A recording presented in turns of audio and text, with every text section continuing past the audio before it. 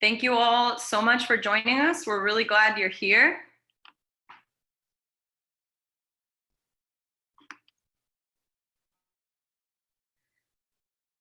All right. So if we could just have you make sure that throughout the presentation, you have your mic muted. If you have any questions throughout, please feel free to drop them in the chat box at any point. We're going to be keeping an eye on it and making sure to answer your questions as we go along so that hopefully we can generate more of a lively discussion rather than just a formal presentation. We're going to move through the slides pretty quickly so that we are sure to leave some time at the end. We do have a lot to cover, but in the case that we do run out of time, don't worry. We don't have any plans for after this. We will be hanging around and making sure that we are able to answer all of your questions. And you will also see a lot of information on the slides. Don't stress about writing everything down. We're going to follow up with you after the fact with an email where we will share our presentation and we will share links to all of the resources that we mentioned in this presentation. So just a heads up, we are recording. And if you are watching this after the fact in a recording, feel free to email us and we will be happy to send you those the presentation slides, the resources, and you can ask us any questions after the fact as well.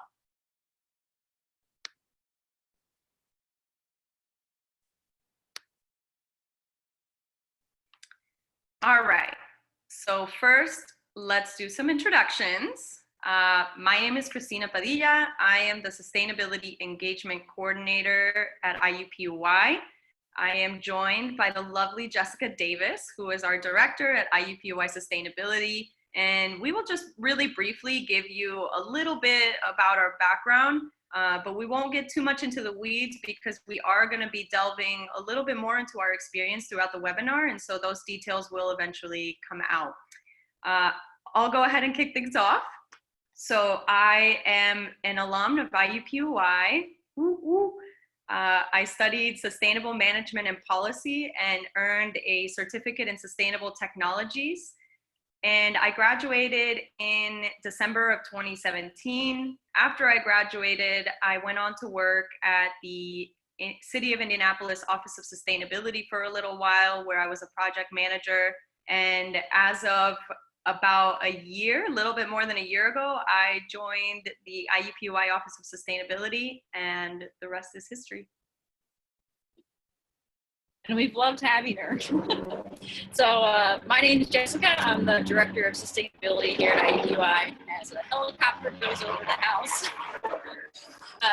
My background is I'm a scientist by training. So my undergrad degree was in biology. My first master's degree was in ecology from the University of Dayton. And then my second master's degree was actually from O'Neill at IUPUI in urban sustainability. So that's kind of the educational track that I took to get into the sustainability field. And I've been with the university for 5 years, but with the office for about 4 of those. Actually, it'll be 4 this summer. And it's been awesome seeing the office grow over time and seeing the impact that we've been able to leave on campus.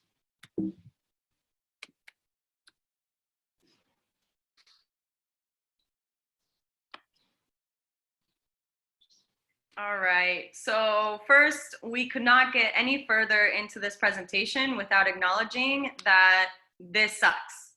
If you are about to graduate or if you have just graduated, we know how hard you have worked for this moment for years and years. And the fact that you are graduating in the middle of a pandemic is less than ideal, and it is certainly not fair. And so if you are feeling any sadness and any uncertainty, know that those feelings are completely valid. We're not going to tell you to hold it all in. This is not that kind of presentation that is rainbows and sunshine. We want you to feel those feelings, but then we want you to get back up and we want you to keep going, because while you have no control over what is going on in the world and with this pandemic, you absolutely do have control over what you do next.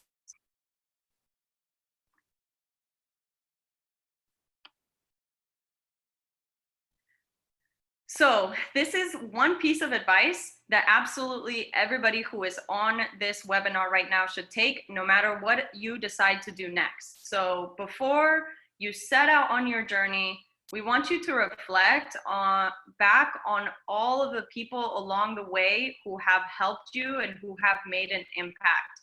So go ahead and make a list of every professor, every advisor, mentor, former employer, anyone you can think of, and send them an email of appreciation. Let them know that you have noticed the effort that they made to help you develop into the person that you are. Tell them thank you for all the different ways that they supported you. Ask them for advice. Make them feel valued. And also ask them to keep you in mind in case they hear of any opportunities, any internships, any connections that might be helpful for you down the road to getting your foot in the door. They are your biggest allies. And so you want to leave a lasting impression with them as you set out into the workforce. And also, it might just be worth to mention that you may need a reference. I know for me, it's always really helpful when I have as much time in advance to digest the fact that I might need to write you a letter of recommendation. So if days, weeks, months down the road you come back and let me know that you need a reference or a letter of recommendation, I'll be ready right then.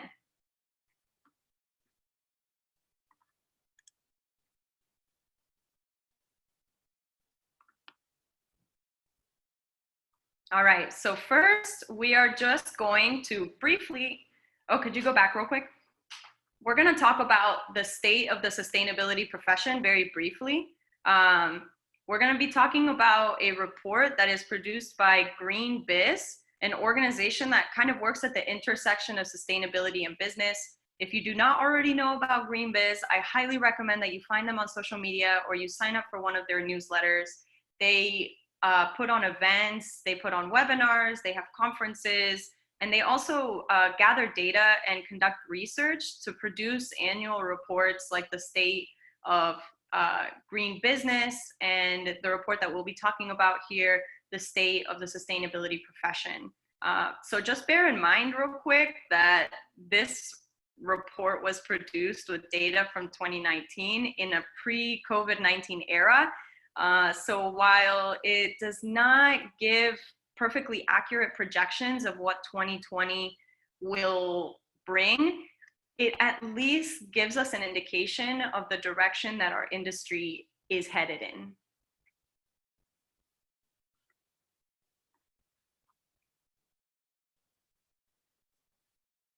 All right.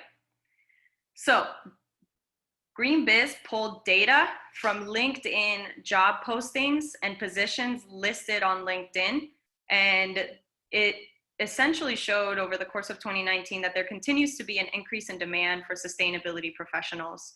In 2019, there was a 10% growth in job positions postings for roles with titles related to sustainability, and most of these gains were from the nonprofit sector. In addition to the jobs posted, the report also indicated that 7.5% increase in LinkedIn members with a sustainability job title.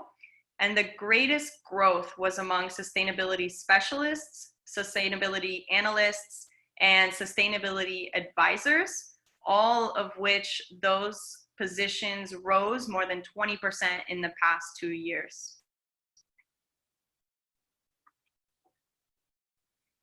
All right, so the report also indicated that the industries where sustainability professionals are finding most opportunities are in civil engineering, architecture and planning, fundraising, international affairs, renewables, and the environment. So knowing that these are the industries that are booming right now can help you get and identify the types of skills and accreditations that might be the most helpful to you in landing a job in those industries. So for example, if you are interested in working in civil engineering or architecture and planning, you really might want to look into getting a LEED Green Associate accreditation, which is what the majority, if not all, sustainability professionals in those industries have.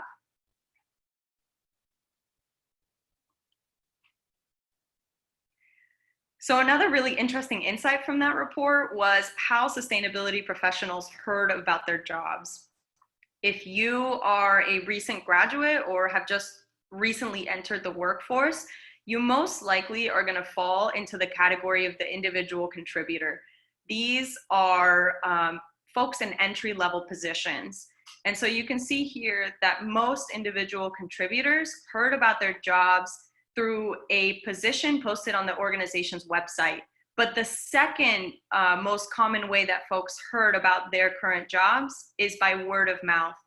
And so this is why it's so important for you to network and to leave a lasting impression with those that you meet, because when they see a job opening, or if they have a contact who comes to them and says, we're looking for a sustainability professional, you want them to think of you first.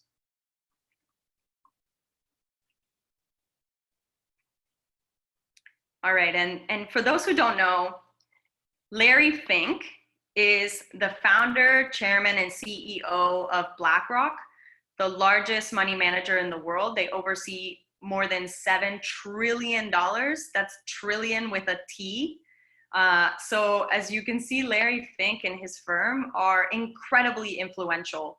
And every year in the first couple weeks of the year, Larry Fink will send out a letter to the CEOs of major companies around the world, companies that BlackRock manages investments in. And in the past couple of years, Larry Fink has been signaling to CEOs that sustainability is the future. He has been, for a few years, talking about the need to move away from this short-term thinking and the need to address long-term risks brought on by climate change. And these letters that he's been sending out to CEOs really took a very significant stance in 2020. This year, in his letter, he said, climate risk is investment risk. As a fiduciary, our responsibility is to help clients navigate this transition, and our investment conviction is that sustainability and climate-integrated portfolios can provide better risk-adjusted returns to investors.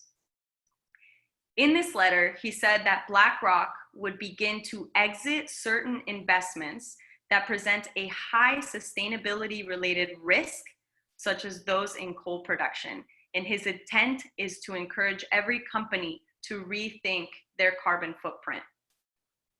Now, I raise this because this is by far the most clear and certain indication that sustainability is here to stay and that companies will act, not because it is the right thing to do, not because climate change is a moral imperative, but because the livelihood, the financial livelihood of these companies depends on it.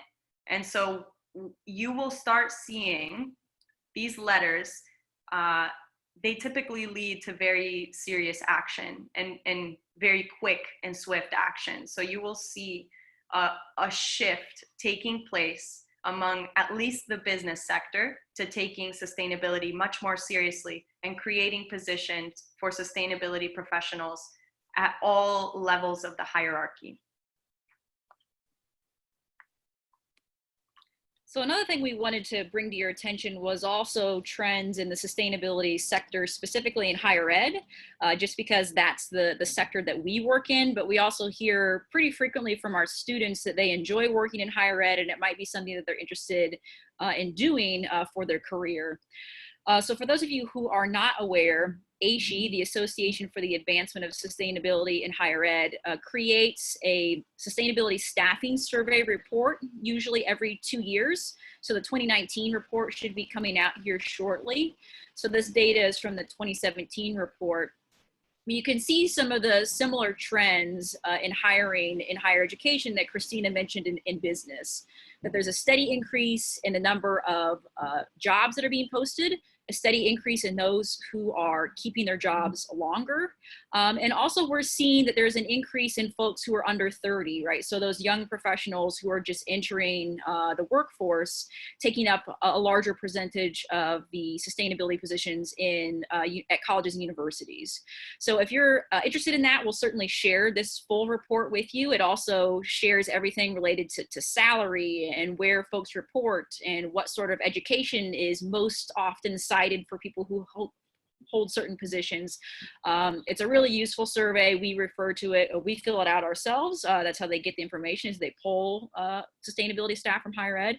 And I certainly refer to it pretty often as well. But the trend is still growing in the higher education sector as well.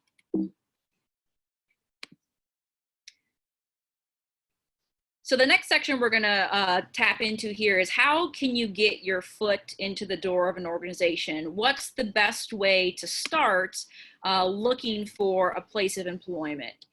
And obviously the first place to start, Cristina mentioned, is word of mouth and job postings. And there are two ways that we can address that, or that we've worked to address that. One is that there is an Indiana Sustainability Jobs Facebook group. If you're on Facebook, it's a public group, so anyone should be able to access those discussion boards where jobs from across the state are posted fairly regularly. Actually, I think yesterday I posted 4. So these are sustainability jobs that are across sectors, right? From private to public to nonprofit, all different skill sets from investment to engineering to higher ed. So typically the way that we find out about these is either they're public postings or sometimes they're folks who have reached out to us directly, so that word of mouth. And we'll share that information on those platforms. Not only are we sharing jobs there, but we also share internship opportunities, typically for college age students, also paid fellowships or other ways that you can increase your experience as a sustainability professional, not necessarily just full-time employment, but we do have a focus on that. Similarly, there is the Indiana Sustainability Development Network LinkedIn group. This is tied to ISDP, the Indiana Sustainability Development Program that Danny manages. So some of those jobs that show up on the Facebook group also show up on the LinkedIn group as well. So if you're not a fan of Facebook or LinkedIn, well, there's 2 outlets for that. What's kind of nice about these is that oftentimes the person who posts them either knows the person who is hiring or is the person who is hiring. So you can reach out to them directly, right? So you can sometimes circumvent that application portal and just reach out to that person personally to talk to them. You at least know a name and a face, which can certainly expedite the process and allow you to ask questions that you may not be able to ask questions for otherwise. So would certainly encourage you to join both of those, or at least one of them if you have the ability to do so. Another thing you can do is, so we mentioned that there are sustainability jobs that are being posted right now, and there are still recent jobs that were posted even in the middle of COVID-19.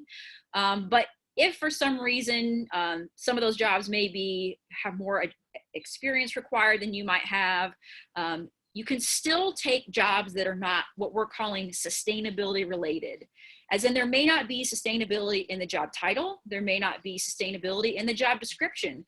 The person who is hiring may not even have considered sustainability as a skill set, as something that they might value or desire for the job that they have posted.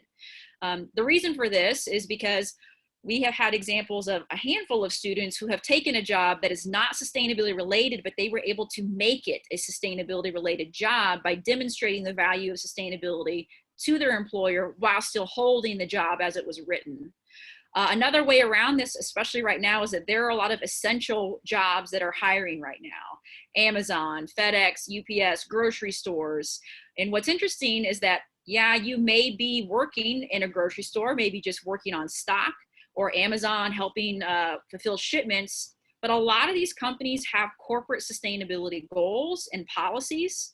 And many of those things are written at the corporate level, and they may not have boots on the ground at each individual location. So if sustainability is interesting to you, you could create an opportunity for yourself where you access that sustainability plan for that corporation. And you might reach out to the sustainability folks at corporate and say, hey, let me be your ears and eyes on the floor where I'm working every day in my location? What are things that I can do as I'm, putting out shipments or stocking the shelves that can also ensure that our sustainability goals are being met at the same time? That, first of all, demonstrates your real interest in it and that you've read the plan, and hopefully you reach out to them with some level of knowledge about it. But it also offers sustainability folks like ourselves somebody who can be there on site and be our eyes and ears. Even at IUPUI, like Deb, Cristina, and I, we can't be everywhere. We really rely on people who are in their offices, in their own schools, in their own units to act as sustainability champions and then report back to us if they happen to notice issues or opportunities. That creates really good reports where we're going to be much more likely to reach out to those people later. You could do that same thing for these larger organizations that are hiring right now because of the essential nature of the job. Another thing you could do is search for virtual work. For example, right now, the Indiana State Department of Health is working with IUPUI to actually hire contact tracers for COVID-19. And you may think, well, that's not a sustainability related job. Well, no, it isn't. Maybe not right now, or maybe not initially, but it could be something that you could turn into that. What are the connections between climate change or air pollution or sustainability issues in health? You can certainly make those connections for your employers. As far as out-of-state work, there are a handful of resources that we would encourage you all to bookmark to look at. And like Cristina mentioned, we'll be sending this afterwards, so you don't have to write all these down. AIUPUI, so again, that's the Organization for Higher Ed. They post jobs nationally, so you can go to their job board and see what universities are hiring. Green Jobs Network, Environmental Careers, Sustainability Leads, and Sustainable Career Pathways. These typically source jobs from private and nonprofits. If you're interested in more of the kind of public service, there is the Urban Sustainability Directors Network, where sometimes they post jobs for folks who may be working in cities. So bookmark these, check them often, and be sure to reach out to folks. But these are kind of great one-stop shops for sustainability jobs. All right. And then here, I can actually share a little bit about my personal story, because when I graduated, I only have a bachelor's degree only. Now the bachelor's degree is like the high school degree was, a few decades ago. And so when I graduated, I didn't feel like I was a very competitive candidate for the jobs that I was applying for. And I knew how important it was to just get your foot in the door. And so when I graduated, I didn't even look for jobs. I looked for internships. Now, if you are not able to find a job, you should certainly look for an internship next. And if you are looking for a paid internship, then you should check out the sites and the Facebook group and the LinkedIn group that we mentioned before. But as we are in the midst of this pandemic, the likelihood of finding a paid internship has decreased from perhaps a year ago. So your best way to get your foot in the door might be to offer unpaid work, which is what I did. When I graduated, I thought of the top 3 places where I would want to get my foot in the door, and I emailed those 3 places and offered to do any kind of work that they had, paid or unpaid. And it actually came back that the City of Indianapolis Office of Sustainability needed help, they needed labor, but they did not have the resources to pay for an intern. And so had I only been looking for paid internships, I never would have gotten that internship. That internship, of course, after 6 months of hard work, blood, sweat, and tears, and taking on a lot of responsibility that typical interns may not be looking for, that internship turned into a full-time job opportunity that only would have ever been possible because I started out as an intern. They created that position. That position did not exist. And so if you are looking to take that same kind of pathway, the world is your oyster. So choose an organization, email them, let them know that you are willing to do any type of work, paid or unpaid, and much like Keenan here is saying, it's almost for sure that they are going to say yes, because the amount of organizations that are desperate for labor right now is growing by the day, with hiring freezes and furloughs and layoffs. They need the labor, but they can't afford it. And so I'm not saying that you should only work for free. You should absolutely take any kind of paid work that you can find, like those essential jobs that we mentioned earlier, but do this in your free time.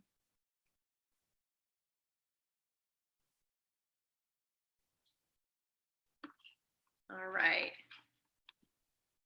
Let's see what's next. Keep making progress. You should still continue to keep making progress. Even if you're not able to find that paid job, like we said, don't wait around for exactly the right thing. Just go ahead and take any work that you can find to support yourself and your family. Next, please.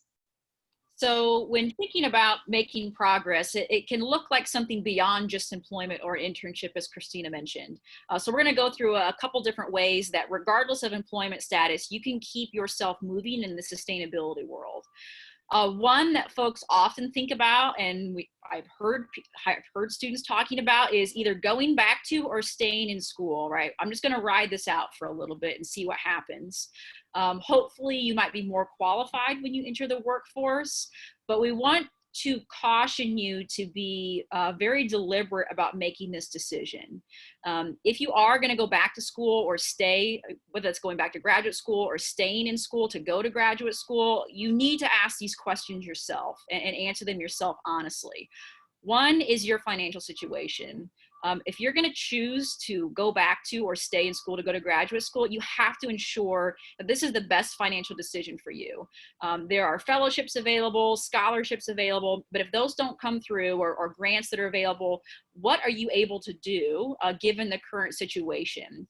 I would just say it's ill-advised to go to graduate school unless you feel like you're comfortable doing this.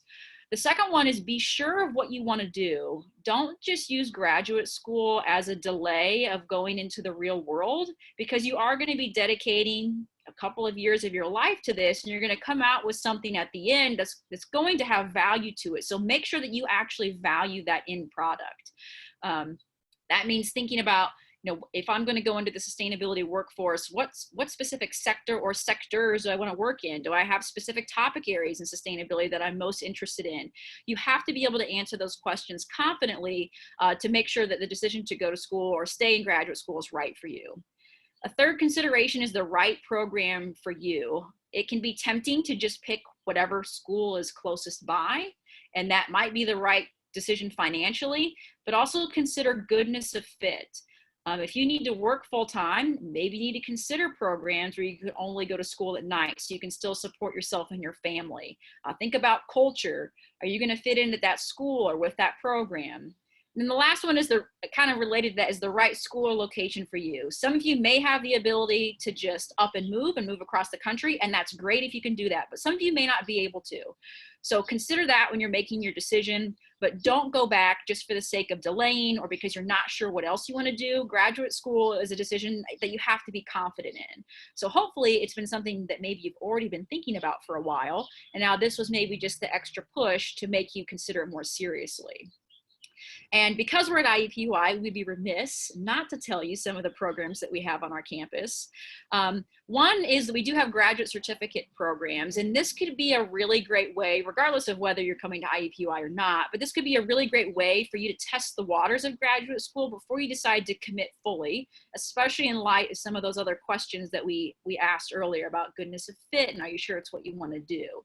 So it can give you a taste of the graduate experience, but also give you something that's valuable that you could put on a resume or a CV once you're done with it. So these are just some of the examples of certificate programs that we offer at IUPUI that are related to sustainability. If you've decided, hey, I'm all the way in, we also have master's programs at IUPUI, and some of these are more traditional, where you would go to school kind of during the day, like an undergraduate student would. Some of them are more for working professionals, where you would be able to work a normal 40-hour-a-week job and then go to school at night. So again, taking into consideration those needs for you, here are some of our options here. And the Master of Science in Global Health and Sustainable Development is a new degree that will be, they'll be matriculating their first class this fall, and actually that program's entirely online. There are a couple of these programs that are entirely online, so that gives you some more flexibility. And then if you really want to go all out, there are doctoral programs. I feel like we could give a whole nother presentation on whether or not to get a PhD or not, or any sort of doctoral level or above. You got to be really, really sure this is what you want to do, but there are options here as well. And actually some of the law school options are classes that are at night as well. So again, we just be remiss not to tell you the IUPUI options, but don't feel like you have to be obligated to explore ours. For those of you who are current IU students, there is a Career Edge course that the university is offering. It's an online course, and it walks you through how you can develop yourself to get ready for employment. And you can see some of the topics that are in that module. So you could explore that and see if that could be something that could strengthen your skills as you prepare to enter the workforce. Another thing that you could use this time to do is, if you're not going to go back to formal schooling, is that you can still increase your knowledge and your skill set now. By earning a recognized certification or credential or some sort of accreditation that the sustainability field recognizes. So here's a list of 15, and there are more than this. This was just kind of like the top 15 that I typically think of as recognized certifications or accreditations. They're not necessarily in any particular order. Some of them are very specific to certain fields. Like, so for example, the SMA, Sustainability Management Association, associate or professional, is typically for those who work more like in a warehouse setting. So for example, if you were to go work for Amazon, that might be an accreditation you might want to pursue. There also is, you have to go through the same thought process when you decide to pursue a certification, kind of similar to when you decide to pursue a master's degree. Unfortunately, some of these do have a cost associated with them. Most of them do, actually. Very few of them are free. So you need to decide for yourself, one, is that a cost that I'm able to incur? But two, is the cost that I'm going to, is the money that I'm going to spend on this going to be worth it? Meaning, don't just pursue a certification just to have a feather in your cap to say that you have it. Actually pursue a certification that you think you will use.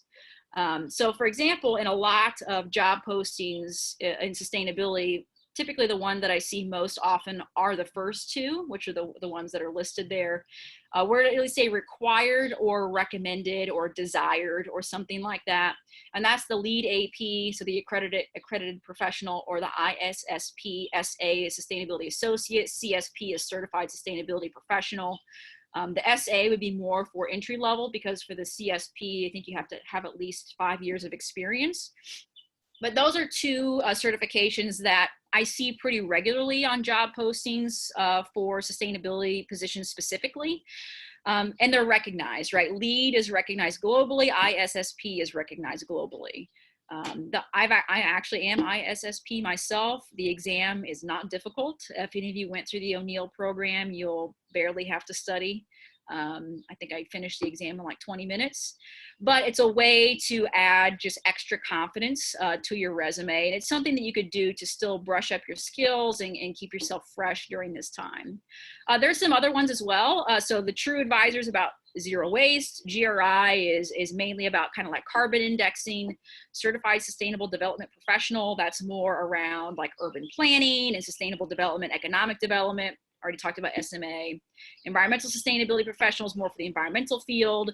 There's the CSR and the CSE, which is kind of a general practitioner certification for sustainability. Six Sigma is more focused on business, so like lean operating and efficiency. Certified Energy Manager and the Renewable Energy Professional, those are in the energy sector. So if you're specifically interested in that sector or an engineering student, that would be good for you. Multifamily building analysts, believe this or not, for multifamily buildings, there's a way, or there's a desire to try to quantify sustainability impact for those. FSA is Fundamentals of Sustainability Accounting, again for those in the business sector. And then the CSRA, Certified Sustainability Reporting Assurer, is more for the analysts. So Cristina mentioned we see a lot of upticks in analyst positions. There's a big push on data right now, and how do we quantify the impact, the environmental impact of certain things in order to be able to mitigate them. So the reporting assurer is about kind of ensuring that your analysis skills are up to snuff. So again, these are just a handful of them. There are more. There are also some on the market that I would be cautious to recommend, because sometimes there are some organizations out there that are maybe just looking to make a buck off of you, but it may not be a certification that's really recognized to the level that some of these are. So do your homework, research it. If you're not sure, ask somebody in the field, say, hey, what's the value of this? What do you think of this? Get people's feedback before deciding any one of these to pursue. So we talked about going back to school, formal schooling, certification, which is a bit more informal, but you still get something out of it that's recognized when you're done. There's also the option just to brush up on your necessary skills as a sustainability professional yourself right now. If I were to pick one skill that I think every sustainability professional should know how to do, because it will be valuable and it will also test your analytical chops, is knowing how to conduct a greenhouse gas inventory. This is probably fundamental to the field, and not very many courses teach how to do it. So it's something that's kind of learned in the field. So if you're not aware, there are free resources online where you can teach yourself how to do this. There are online webinars with live instructors. There are some webinars that are free that you can just teach yourself how to do it. There are a handful of reporting platforms that institutions use when they're trying to conduct a greenhouse gas inventory. So if you're in higher ed, we use CIMAC, which is a tool that does that assists us as we do our greenhouse gas inventory for college or university. If you're working for a city, it's probably EPA or ICLEI. Those are two tools that public institutions tend to use. If it's private, it might be CDP, which is the Carbon Disclosure Project. So all of these platforms, in essence, do the exact same thing, but they have just been tailored to specific sectors because each sector has their own greenhouse gas focus or greenhouse gas sources. So the more you can expose yourself to those tools, really once you've learned one, you'll probably be fine navigating the others. But you'll also be able to talk about with a potential employer one day, hey, yeah, I know what CDP is, right? I went online, I learned the tool, or I know how to use ICLEI, or I know how to use CIMAP. May not be a skill you pick up in a class, but it can certainly be something that you can teach yourself. All right, and now we are really going to be delving into some outside of the box ideas. Don't be discouraged by the word volunteer. This is kind of what comes next after you have exhausted some of your other options. Say that you're not able to find a job, you're not able to find paid internships, you're maybe going back to school is not the right pathway for you. You have to take some type of work to support yourself. And like we said, there's absolutely nothing wrong with that. You can do sustainability work in a non-sustainability job. While you do that other job, if you have free time and you want to potentially either get your foot in the door at an organization or you want to strengthen your resume, consider doing unpaid work. Like we said, with all of these hiring freezes, furloughs, layoffs, organizations are really, really desperate for work and for labor. And if you have free time, you really should maybe consider just putting together a list of organizations where you would either really love to work, would love to get to know people and make contacts, and which would look really great on your resume to say that you work there. So put together 3 organizations, reach out to them, say, I have, 5 to 10 hours that I can dedicate to helping you with any projects. Maybe I can help you do some research. Maybe I could do some writing for you. considering that you have other employment, they are more likely to be flexible with your hours and with your schedule. You could potentially even work with them on putting together some type of title that would look really nice on your resume, like an internship or perhaps consulting or contracting, and then put that on your resume. That is a great way to do more formal sustainability work while you are doing something else to make an income. You don't have to say that it was unpaid on your resume. In your interview for your next job, think about how good it's going to look when you say that for 3-4 months you've been working at, let's say, the Hoosier Environmental Council, and you have tangible examples of different projects that you contributed to, that you have helped with, and that you can talk about. And also, if that is the type of place where you want to eventually work, if you have already been working with them, taking leadership, taking responsibility, if and when they are able to post a job and hire somebody, you are more likely to land that job than you would if you were just applying, without any type of experience with that organization. Yeah, one thing that I see students do pretty frequently is they may have done volunteer work somewhere else or some really great projects, but they don't list it under their work experience section of their resume. If you have done work that has a deliverable, it doesn't matter whether it was paid or unpaid, just like Cristina said. Put it under the work section of your resume, not under another thing where it might get lost, because that's what you want people to ask you about, is like, what were the deliverables from that experience that you had? All right, and if you are hoping to land a job at an organization that is frequently looking for volunteers, you need to start volunteering with that organization yesterday. Let's just use Keep Indianapolis Beautiful as an example. Say that it is your dream to someday work for KIB. Don't wait until they are hiring to become involved with that organization. You can start working for them right now.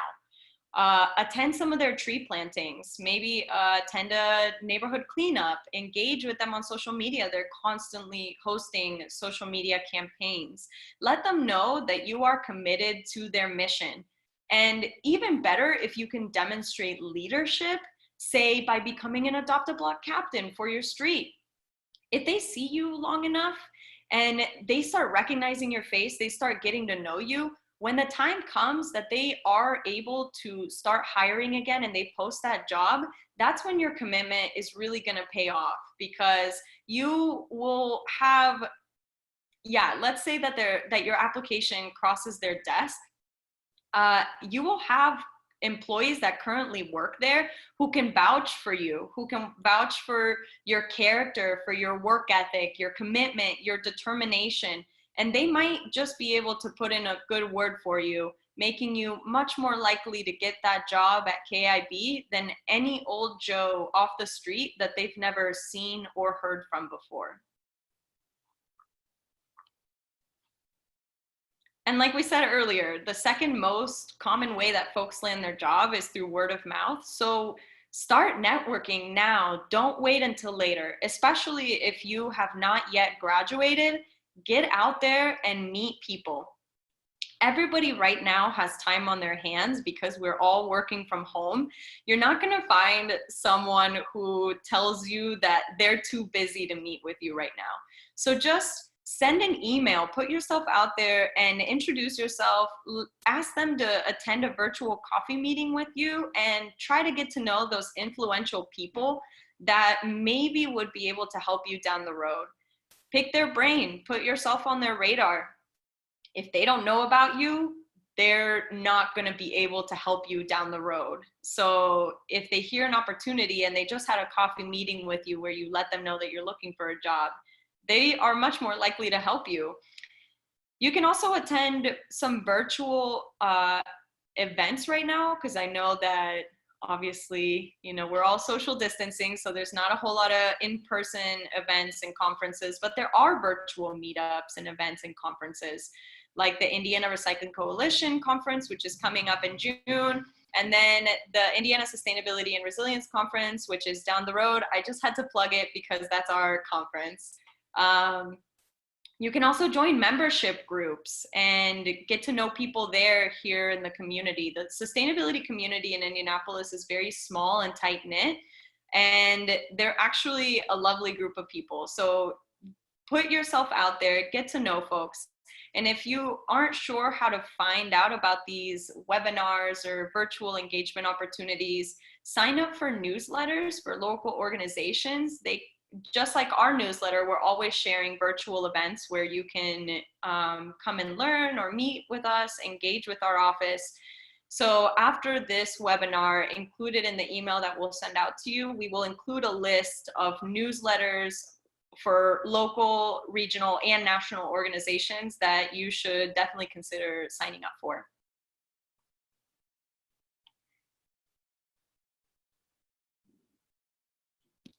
And I'll add to this, like what really does networking mean? Networking doesn't mean that you go up, as in the gift, you don't just go up and shake somebody's hand. Well, we can't do that anyway right now. But it doesn't just mean you go up to somebody, introduce yourself, and walk away, right? It means that you make an effort to get to know that person, and you also make an effort for that person to get to know you. Tell them what you're interested in, what sort of aspirations you have, why you're passionate about sustainability, what sort of projects you've worked on. If you're not supplying that information to the person that you're trying to get to know better, the only thing they may end up knowing about you is your face and your name, but they don't know anything about your ability. So use networking effectively, get to know that organization, what their needs are. If you ask them, hey, you know, what are some of the problems that you have? What are some of the needs that you have? You may be able to say, well, I can help you with that. So don't just use networking. I know it can be scary getting to know people for the first time, but try to really put yourself out there and ask meaningful questions rather than superficial ones.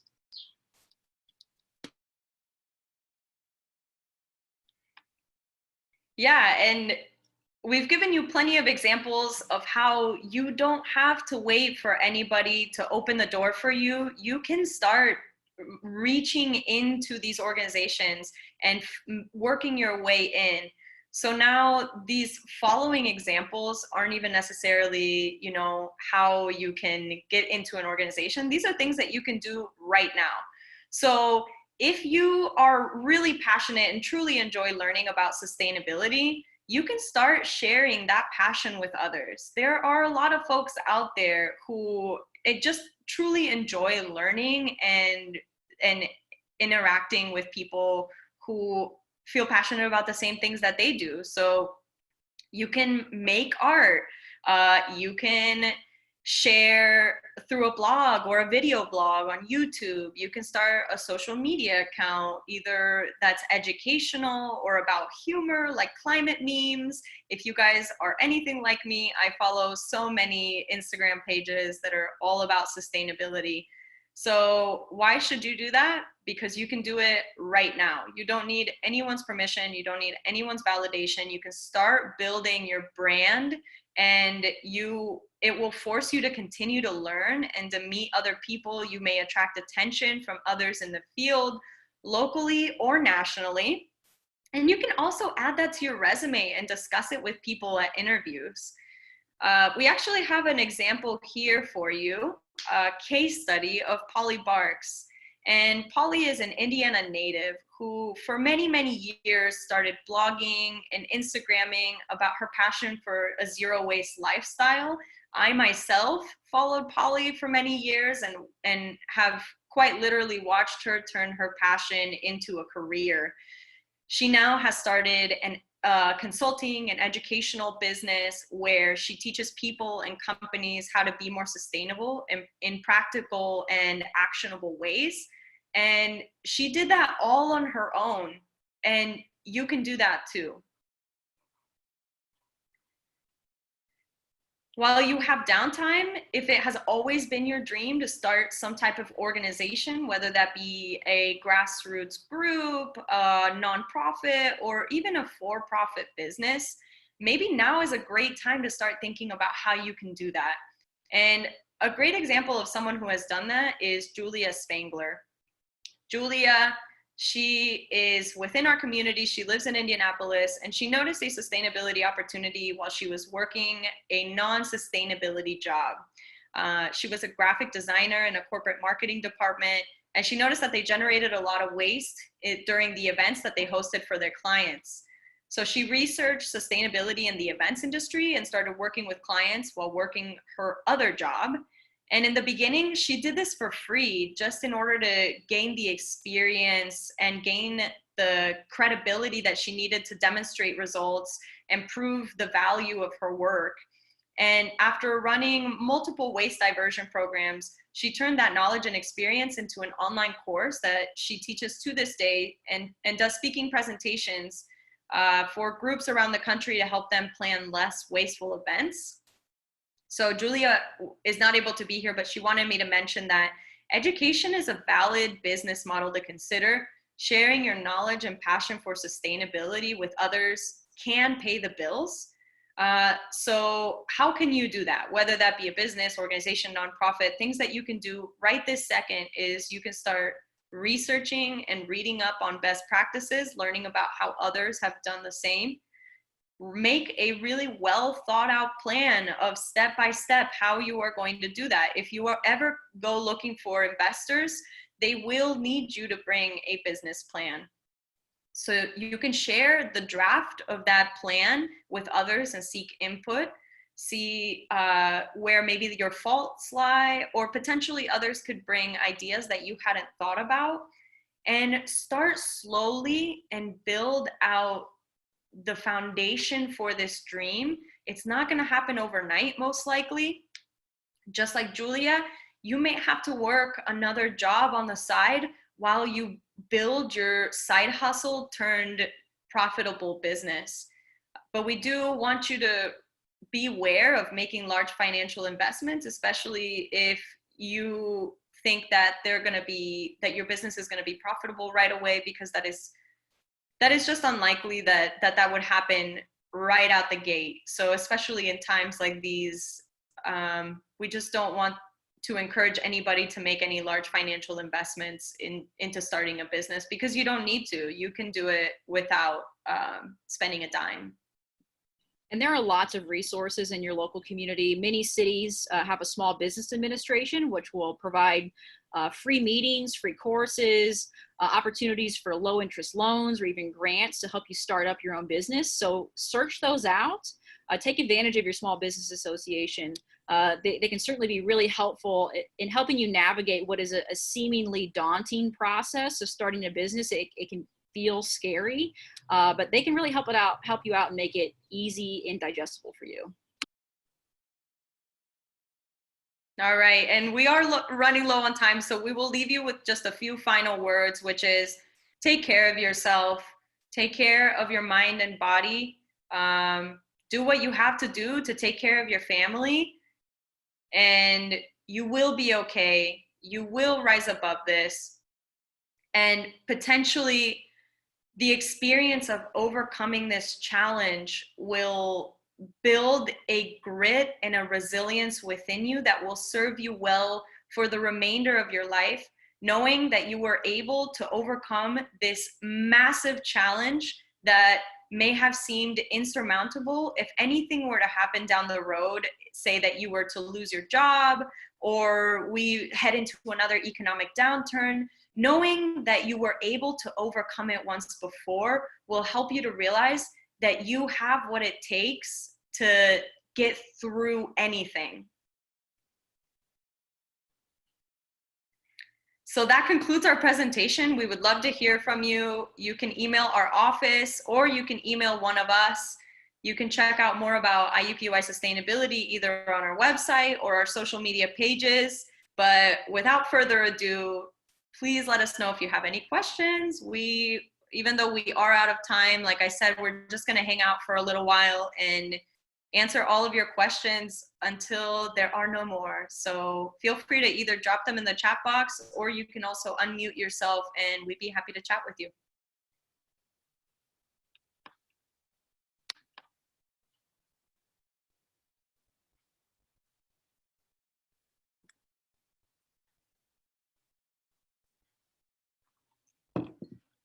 We're not in a rush. If you have to jump off, we totally understand. Thank you for attending. But we're here for the long haul, so thank you, Kelly. Glad you were able to make it.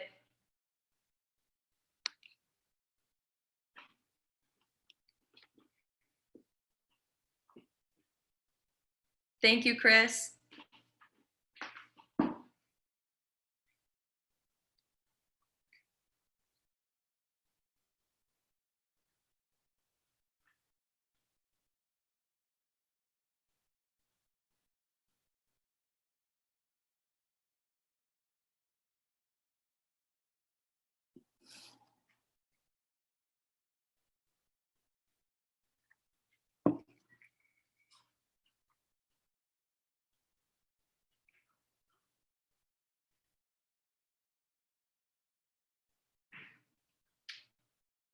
It is raining so hard here.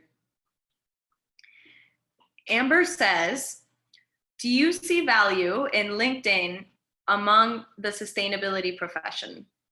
You mean LinkedIn, the website, Amber? Yeah, like having a LinkedIn profile and using that to market yourself. What do you think, Jess? You use LinkedIn a lot?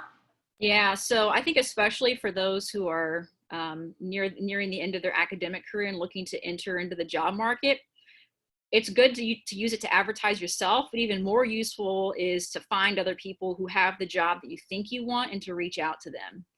Literally just send them a message through the LinkedIn messaging, connect with them, send them a message, tell them, hey, I'm really interested in doing what you do. Would you mind if we could talk about it? It's really kind of the best way to find people across the country who do this. And it might even be a little bit validating to see, oh, well, look, maybe there are hundreds of people who have these jobs. So that kind of indicates that there's some demand for it.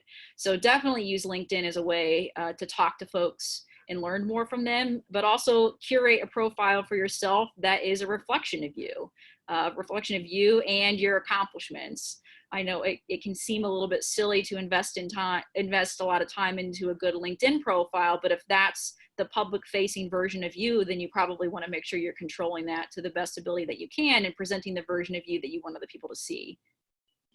Yeah.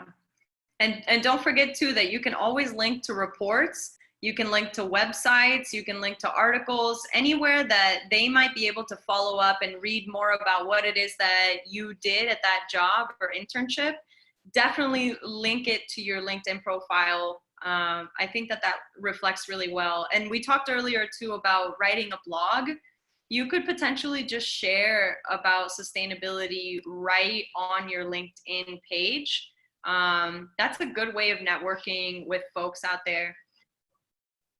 So Miranda says, how often should we post on LinkedIn? How much time should we dedicate to growing our profile and account?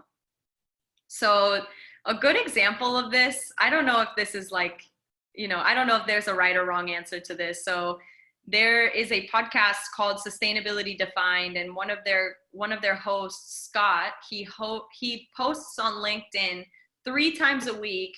And every Monday, he'll post about a general sustainability fun fact. Every Wednesday, he'll post something about his industry, which is in can recycling. And then every Friday, he'll post a personal note. And those get a lot of traction. I always read them and find them really useful and see that a lot of people are commenting and sharing. So that's a great way of getting the word out, but also continuing to learn and to meet new people. What do you think, Jess? Yeah, I think frequency is less important than the value of the content. So don't just post once a week because you feel like you have to post once a week. It's better to post less often and have that thing that you do share, that question that you ask, to be something that's valuable. I don't really have a rule for myself as far as how often I post. It's more about what can I share that's useful, either for myself or to folks who might be following me. How much time should you dedicate to growing your profile, your account? I don't know if there's a real answer to that question either. I will say probably the closer you get towards looking for or entering a real job search, probably the more time you want to spend in making sure that that's the best reflection of you. I will say it's easy to forget things you have done in the past. So if LinkedIn is a way that you can keep track of that, update it pretty frequently, right? If you happen to show up on a news story, you should be linking that news story, adding it to your profile so that people know. So it can be a nice repository of all of your past successes as well. So you don't have to try to remember those off the top of your head. Yeah, and just a quick plug too for our upcoming webinar, which is, I believe, in a couple weeks. We will be hosting a webinar on how to build and maintain a strong sustainability resume.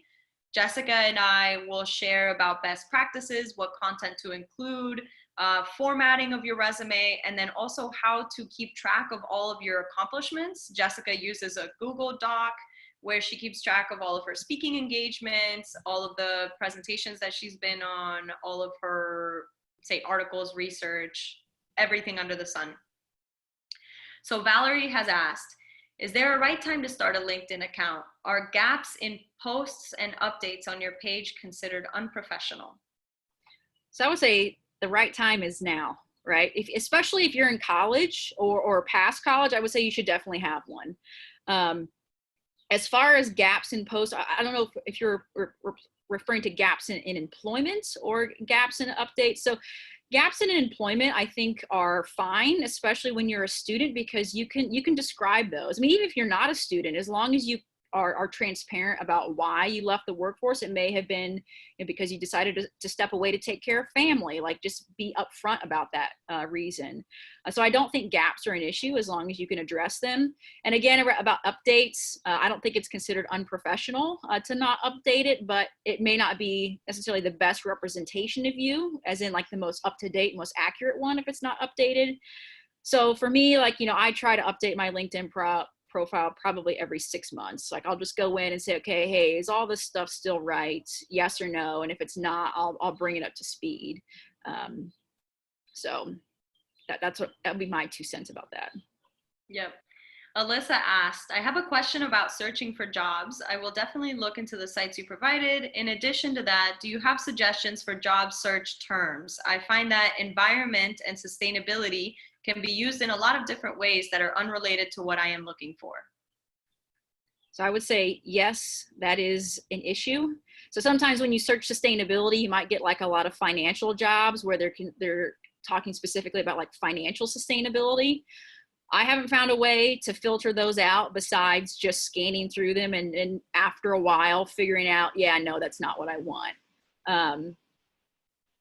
So I would err on the side of casting a wider net than a narrower one when you're searching for jobs. So the term sustainability or environment, while yes, they may be broad terms, at least on a first search, you don't want to have a really narrow net that you're casting. You want to cast the biggest net possible and then filter that yourself, because you might actually end up accidentally filtering something out that could be a good fit.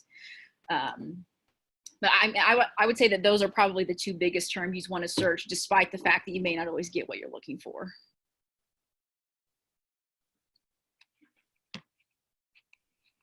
And I will say too, one thing that I've seen some students struggle with is, you may have done something in a volunteer role or in a research role, or even in an employment role that wasn't directly related to sustainability. But here's the thing, everything has a sustainability angle to it.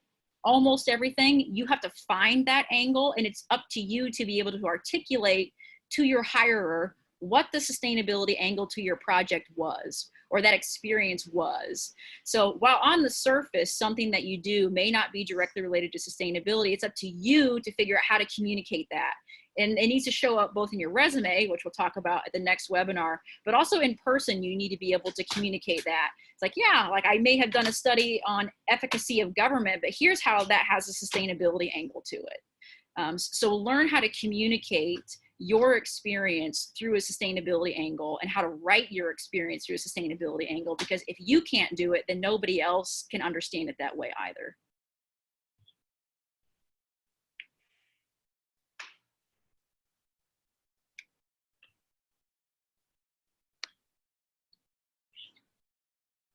If anyone has any other questions, feel free to unmute. You can also type them into the chat box.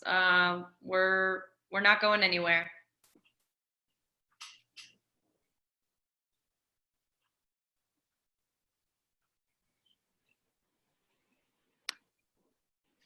Also really good to see some folks here. Lots of familiar faces.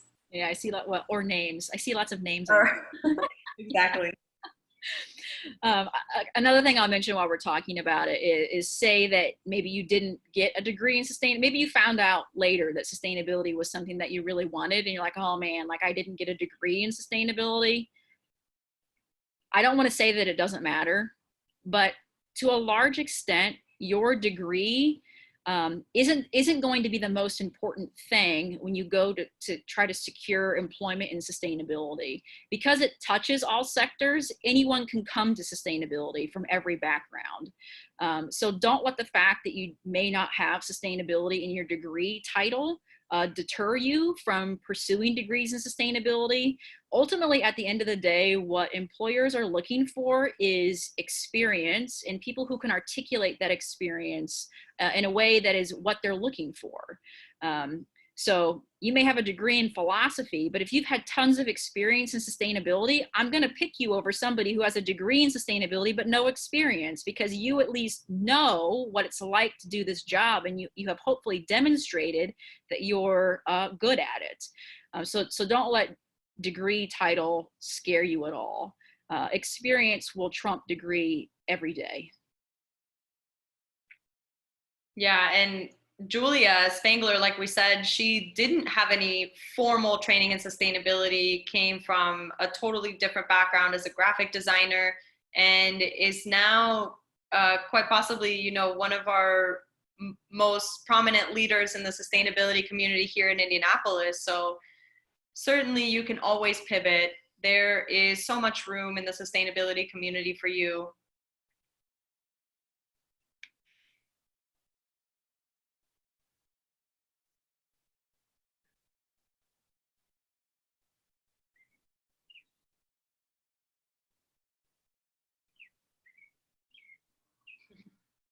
Everyone's waiting for somebody else to ask a question.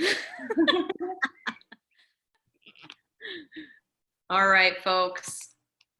Maybe we'll give it one other minute. Thank you, Miranda, for coming. Thanks, Miranda. You all got this. You're going to get your jobs. There's plenty of work to be done. It might take a little while longer, but you'll get that job. And it's not even guaranteed that it's going to be a little while longer. We know some folks that just recently got a job who just graduated. So Kelly said, is it okay to include volunteer experience in the experience section on LinkedIn, especially if it relates to what you are looking for? So I would say yes, but I'm also cautious about what the term volunteer means. If you volunteer one time at an organization, that to me is not experience, right? That was a one-time, one and done thing. If you are a committed volunteer, meaning you're showing up on a recurring basis, people know you, they know about you, they know about your work ethic, you've demonstrated that, you know, this is something that you're interested in, then yeah, it should show up there. Sometimes students think, oh, all I need to do is volunteer maybe like 2 or 3 times to this organization and that'll be enough. That's not going to be enough. It's committed volunteerism, not when it's convenient volunteerism. There's a difference between those two things. So if it's something where, hey, I've been volunteering at this organization for 6 months on a pretty regular basis, then yeah, put it on there, right? The experience is just that experience. There's no qualifier in front of it that says paid. So yes, but also know that, you know, if you are putting volunteer experiences in there where it was literally a one-time thing, they could reach out to that organization and say, hey, Kelly said that she had experience working with whatever, and, you know, pick your local nonprofit of choice. What can you tell me about her? And they could say, I don't know her. I only have record of her showing up once. That's bad news, right? You don't want anybody making that phone call. So the difference between just one and done volunteerism versus committed volunteerism, be cognizant of that. But yes, definitely include it if it relates and you have a record of it.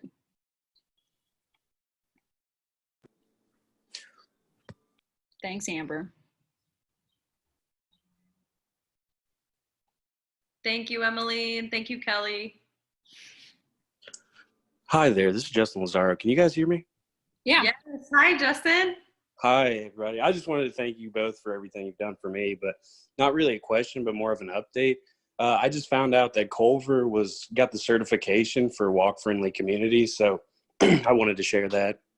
That's awesome. Yeah, that's dope. Yeah, I was very excited about that, and then also I'm leaving for Utah in about 2 weeks to work in a national park, so I just wanted to. Whoa. That's Well, I had the awesome, chance. Justin. Congratulations. You guys did so much for me, so I just wanted to thank you for everything you continue to do to help students like myself. Oh, thanks. We You appreciate did it. that all on your own, though. Well, thank you again for everything. Hey, Especially real quick, which national park is it? It'll be Zion National Park, but I'll be in a couple different areas.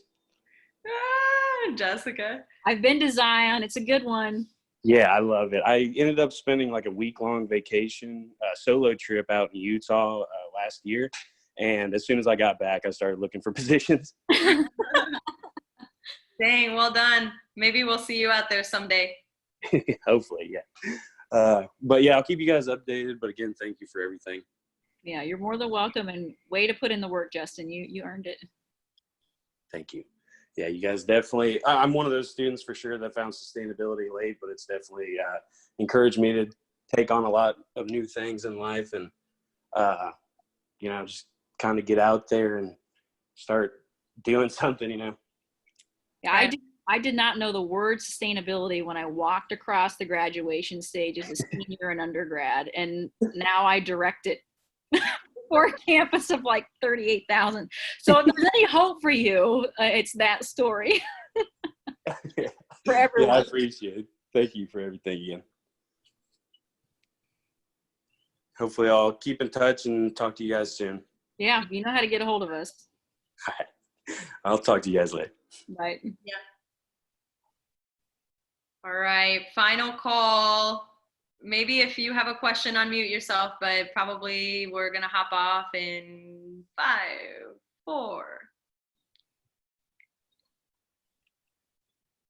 All right, thanks so much, everyone. Have a good evening and take care out there. Thanks, Jonathan. Bye.